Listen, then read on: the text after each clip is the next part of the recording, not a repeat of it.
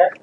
बंधुओं, बहुत ही महत्वपूर्ण विषय इस समय चर्चा में है, उसी के ऊपर बात करने के लिए हमारे बीच में है हमारे प्रदेश के प्रधान माननीय सत शर्मा जी, उनके साथ में लीडर ऑफ अपोजिशन माननीय सुनील शर्मा जी, उनके साथ में है हमारे प्रदेश के प्रवक्ता डॉक्टर साहिब चौधरी जी। मैं गुजारिश करूंगा सत शर्मा जी से कि वो आपके सामने आज का विषय सभी प्रेस बंधुओं का, हमारे leader of the opposition Sunil ji के साथ, डॉक्टर ताहिर जी के साथ, प्रदीप जी के साथ मैं आप सबका स्वागत करता हूं।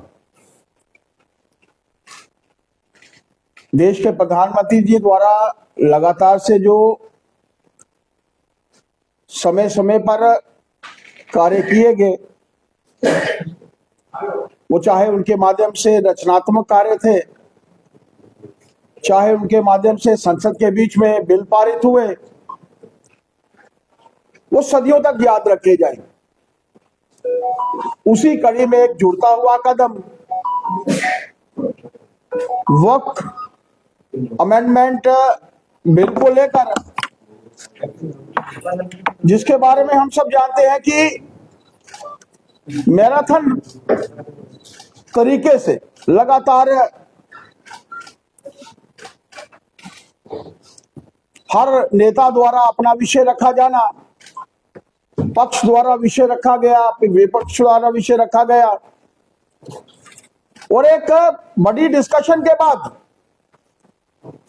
लोकसभा में इस बिल का 288 और विपक्ष 232 और इसी तरीके से राज्यसभा में 128 और विपक्ष द्वारा 95 वोट जो थे वो पड़े। आप समझ सकते हैं कि एनडीए के पास जितने वोट्स थे उससे भी ज्यादा वोट पड़े। कारण यह था कि लगभग सभी मेंबर पार्लियामेंट्स को लगता था कि यह बिल ये देश के हित में है और क्यों जरूरत पड़ी इस बिल को लाने की, इस विषय को लाने की, और शायद जरूरत ना पड़ती अगर 1995 की अमेंडमेंट्स 5 बार इस एक्ट को जो था वो संशोधित किया गया, समय समय पर संशोधन लाए गए, लेकिन 1995 का संशोधन और 2013 का संशोधन, इसके बाद ही जरूरत पड़ी कि एक ऐसा बिल आना चाहिए जिसमें आम लोगों को, गरीब लोगों को उनका हक मिले। 2013 का की जो अमेंडमेंट की गई इस बिल में, इस एक्ट में, उस एक्ट में आपके सबके ध्यान में रहना चाहिए कि किस तरीके से चुनाव के बिल्कुल पहले सरकार द्वारा वक्फ बोर्ड को जो है वो प्रॉपर्टीज ट्रांसफर की गई। वक्फ का एक, अगर आप इंटरनल मायना देखें, आप लोगों के सामने ध्यान में आएगा कि वक्फ का मतलब है कि मैं अपनी इंडिविजुअल प्रॉपर्टी वक्फ के नाम पे करता हूं ताकि इसकी प्रॉपर्टी का इस्तेमाल गरीब लोगों के लिए किया जा सके। समय समय पर महाराजा इसके विषय को लेकर प्रॉपर्टीज दान करते थे, इररिवर्सिबल, वो प्रॉपर्टी वापस नहीं जा सकती, लेकिन सरकार को कहीं भी प्रॉपर्टीज को वक्फ को देने का कोई हक नहीं था, लेकिन वो हक इस्तेमाल 2013 में किया गया। दिल्ली में prime VVIP properties Lutyens zone में वो प्रॉपर्टी जो थी वक्फ बोर्ड को दी गई। उत्तरी प्रॉपर्टी था वो वक्फ बोर्ड को जो है वो दी गई, और एक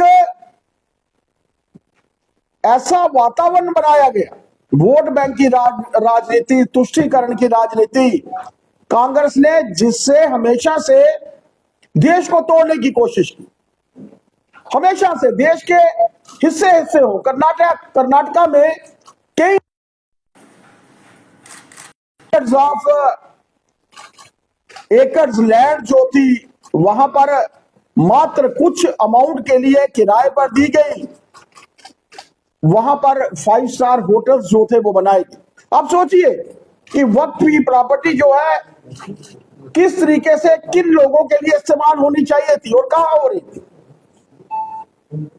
मुतावलीज जो केयर टेकर से वो इसकी प्रॉपर केयर नहीं कर रहे थे, प्रॉपर इसके ऑडिट्स नहीं होते थे, प्रॉपर इस जमीन के स्टॉक नहीं बनते थे, प्रॉपर इसकी मेंटेनेंस नहीं होती थी, और बगैर किसी की इजाजत के लोग जब कब्जा कर लेते थे तो जितने भी काम करने वाले होते थे इस वक्फ बोर्ड में, उन्होंने कभी बाहर खुलकर जो था उनके साथ नहीं गए।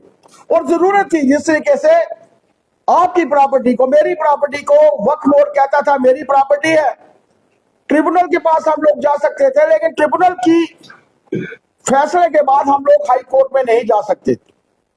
कई ऐसी त्रुटियां थी, कई ऐसी कमियां थी जिसके चलते ये अमेंडमेंट बिल जो है वो लाया गया। और इस प्रॉपर डिस्कशन के बाद मैं मुबारकबाद देना चाहता हूं देश भर में रहने वाले हमारे मुस्लिम समाज के उन गरीब लोगों को, उन मीडियाकर फैमिलीज के लोगों को जिनको इस अमेंडमेंट के बाद, एक्ट बनने के बाद फायदा होने जा रहा है। और किसी किस्म की दखलियात जो है किसी दूसरे धर्म द्वारा इस एक्ट में जो है वो नहीं की जा रही। वक्फ अपने लोगों द्वारा ही, उनके लोगों द्वारा ही चलाया जाएगा, लेकिन कुछ संशोधन जो इस देश के हित में थे, जो इस आम समाज के हित में थे, जो गरीब लोगों के हित में थे, वो संशोधनों के साथ ये बिल जो है वो पारित हुआ है। इसके लिए मैं आज आप सबको बधाई देने के लिए भी एकत्रित हुआ था और आप सबसे बातचीत करने के लिए भी एकत्रित हुआ था। और मैं चाहता था, क्योंकि ये वातावरण आज आप 3-4 साल के बाद देखेंगे, ये बहुत ठीक बात कही कि आज विपक्ष जो है उसको एक सदमा पहुंचा है। विपक्ष को ये बात ध्यान में है कि इस अमेंडमेंट के बाद आम जनता को 2 साल बाद, 3 साल बाद, 4 साल बाद आम मुस्लिम समाज को ध्यान में आएगा कि इसका कितना फायदा प्रधानमंत्री जी ने हम सबको दिया है। हम प्रधानमंत्री जी को बधाई देना चाहते हैं, उनको साधुवाद देना चाहते हैं कि जिस तरीके से इस अमेंडमेंट, इस वक्फ प्रॉपर्टीज अमेंडमेंट को जो है इसके ऊपर प्रॉपर डिस्कशन हुई और सर्वसम्मति से यहाँ पर दोनों सदनों में ये पारित हुआ है। इसके लिए हम लोग प्रधानमंत्री जी को साधुवाद देना चाहते हैं, बधाई देना चाहते हैं। सर जी मेरा एक सवाल है, ये जो डेवलपमेंट भी है, ये जो बिल पास हुआ है, इसमें सोनिया गांधी ने एक रिमार्क दिया, उन्होंने कहा ये ब्रेजन सॉल्ट है, इसको आप किस तरह से देखते हैं, इस पे क्या कहें? 2013 जिसका मैंने पहले भी जिक्र किया, आम आदमी को हक है, उसकी अपनी प्रॉपर्टी है। आम आदमी किसी दूसरे की प्रॉपर्टी नहीं। मैं डॉक्टर ताहिर की प्रॉपर्टी को वक्फ की प्रॉपर्टी नहीं दे सकता, लेकिन उस वक्त तुष्टीकरण की राजनीति, वोट बैंक की राजनीति के चलते आप सोचिए कि लाखों एकड़ लैंड, उत्तरी रेलवेज ने अपनी लैंड, उनको हक नहीं है। उत्तरी रेलवेज के पास कोई अपनी प्रॉपर्टी नहीं है, वो प्रॉपर्टी तो सरकार की प्रॉपर्टी है। वीवीआईपी लुटियन जोन, कभी आप देखें वहां खरबों रुपए प्रॉपर्टी के रेट है, वो प्रॉपर्टी जो है वो वक्फ बोर्ड को दी जाती है। इन्होंने हमेशा से राजनीति के लिए कार्य किया है, वोट बैंक की राजनीति की है, तुष्टीकरण की राजनीति की है। आज इन्हें तकलीफ हो रही है क्योंकि आम जनता, मेरा तो ये मानना है, हो सकता है समझने में थोड़ा समय लगे, लेकिन 1, 2, 3 साल के बाद आम मुस्लिम समाज के ध्यान में आएगा कि देश के प्रधानमंत्री जी ने सबका साथ, सबका विश्वास और सबका प्रयास, ये जो मूल मंत्र दिया था, ये सभी के लिए है और उसी को लेकर प्रधानमंत्री जी है जो कार्य कर रहे हैं। बहुत सारी प्रॉपर्टी जो है सरकार ने वक्फ बोर्ड के ऊपर कब्जा किया हुआ है, चाहे सैनिक की बात करें, चाहे सरकारी विभागों ने मन मर्जी तरीके से अपना इंफ्रास्ट्रक्चर खड़े कर दिए। क्या इस केस के बाद वो प्रॉपर्टी जो है उससे उनका कब्जा हटाया जाएगा?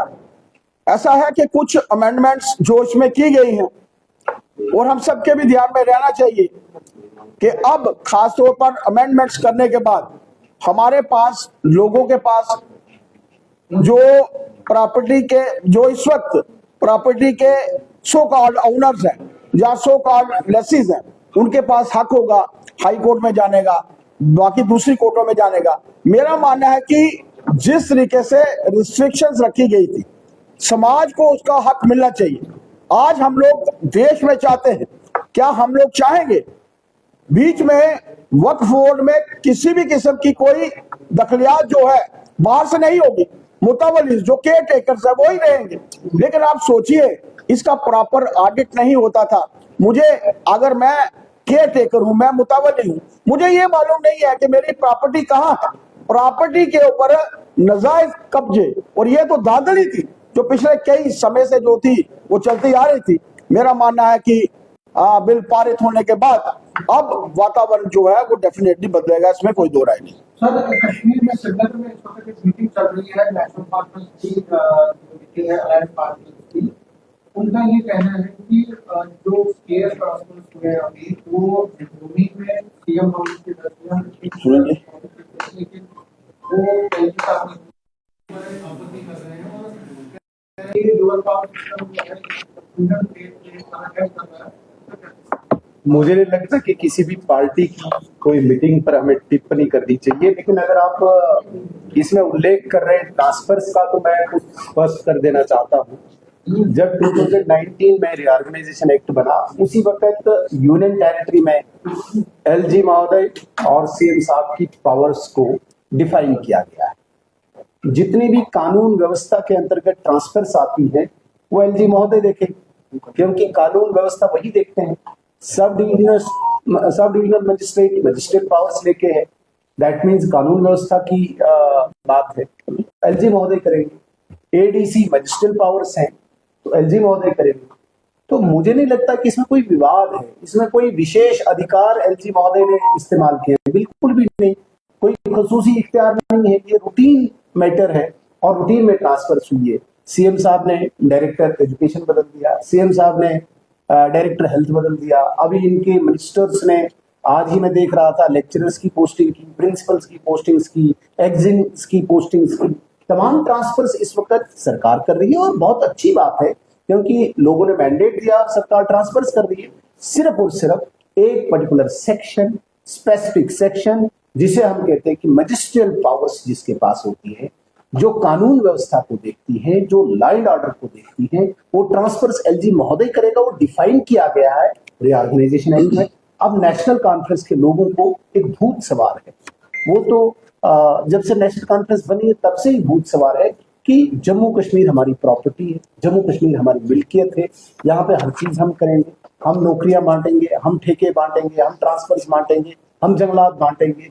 इसलिए वो भूत उन पे सर पे सवार है, तो उन्हें ये लग रहा है कि शायद अभी भी हम उसी स्टेट में रहें। अब हम राज्य में नहीं, अब हम यूनियन टेरिटरी में रहें। जिस प्रकार से दिल्ली में, पुडुचेरी में, उसी प्रकार से जम्मू कश्मीर में भी यूनियन टेरिटरी काम करेगी। मुझे नहीं लगता कि किसी भी मीटिंग का ये भाग होना चाहिए, और जो पार्टी सत्ता में हो उसको अपने विधायकों के साथ बैठक करनी चाहिए। तो वे ट्रांसफर से कहाँ करनी है? यहाँ पे लोग तरस रहे हैं रूटीन गवर्नेंस के लिए, डेली गवर्नेंस के लिए। पटवारी के पास जाना है, तहसीलदार के पास जाना है, बीडीओ के पास जाना है, एडी के पास जाना है, टीएसओ के पास जाना है, वहां पे ईज ऑफ गवर्नेंस दीजिए, इनको पढ़िए। नहीं, मुझे ट्रांसफर्स नहीं, और वो ट्रांसफर्स सब डिविजनल मजिस्ट्रेट की ट्रांसफर मुझे दे दो। ये लड़ाई क्या है? क्या ही दिखाना चाहते हैं लोगों को? इसलिए इनको लोगों ने वोट दिए थे क्या? लोग आज इनको मांग रहे हैं कि भाई 200 यूनिट बिजली दो, उस पर इन्होंने धोखा कर दिया। 2 साल के लिए जो प्रधानमंत्री मुफ्त बिजली घर योजना है, मुफ्त सूर्य मित्र योजना है, उसके तहत बिजली दी, वो 2 साल के लिए स्कीम है। अब 5 साल ये बोल रहे हैं हमने 5 साल चला लिया, ये कहां से लगाएंगे? एवाई को ही इन्होंने पूरे इसमें बेनिफिट दिया है, इन्होंने राशन दिया। तो वो सवाल भटकाने के लिए ट्रांसफर्स पे आए हैं। अगर इन्हें ट्रांसफर्स करनी थी तो ये पहले ही बता देते कि हमें ट्रांसफर्स के लिए स्टेटहुड चाहिए, हमें लोगों के लिए सहूलियत के लिए स्टेटहुड नहीं चाहिए, पहले ही वजाहत कर लेते, शायद लोग सुखद सोच लेते। सुनील जी, क्योंकि अब आप लड़ाई की बात कर रहे हैं, तो हाल ही में एक मामला सामने आया जिसमें डिप्टी सीएम सुरेंद्र चौधरी के ऊपर हर्षदेव जी ने इल्जाम लगाया है कि उन्होंने उनके साथ उनके कपड़े फाड़े हैं और भी कई तरह के इल्जाम लगाए हैं। क्या सोचते हैं इस लड़ाई के बारे में? देखिए 2-3 इंसिडेंट्स प्रकरण हमारे सामने आए। आपने देखा होगा एक महिला अधिकारी जो कठुआ में थी, उसके साथ अभद्र सलूक किया गया। आपने देखा होगा महाराजा हरि सिंह जी को डिक्टेटर कहा गया। और अभी जो सोशल मीडिया के माध्यम से हमने एक सीनियर लीडर है, हालांकि हमारे विरोधी हैं, हरीशदेव सिंह पर मतलब वहां पे अंदर उनके